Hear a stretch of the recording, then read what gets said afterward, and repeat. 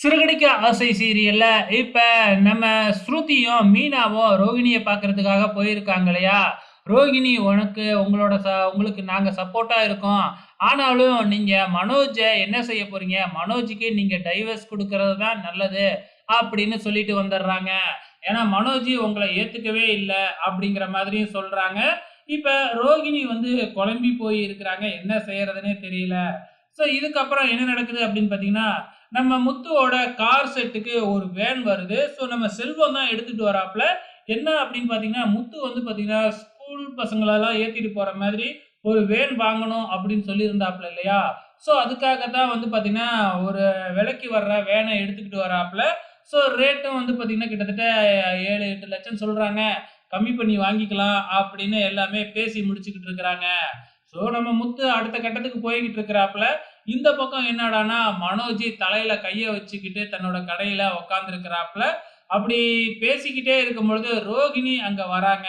ரோகிணி வந்து இப்பலாம் கிறிஸ் நல்லா இருக்கான் அப்படின்னு சொன்ன உடனே, அதான் கிறிஸ் நல்லாயிட்டான்ல. நான் சொன்னேன்ல குழந்தைய அபார்ஷன் பண்ண சொல்லி என்ன சொல்ற?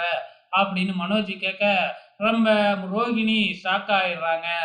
அப்படி இல்லன்னா எனக்கு டைவர்ஸ் குடு அப்படின்னு நம்ம மனோஜ் ரோகிணி கிட்ட வற்புறுத்துறாப்ல.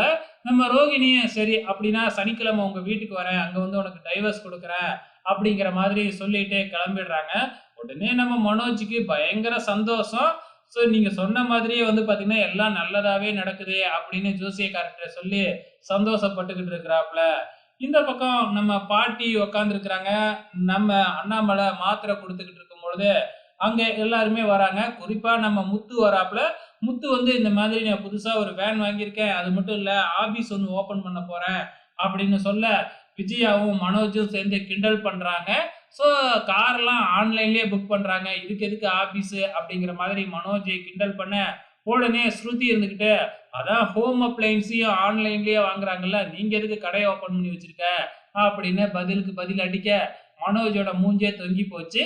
வெயிட் பண்ணி பார்க்கலாம் அப்கமிங்ல என்ன நடக்க போகுது.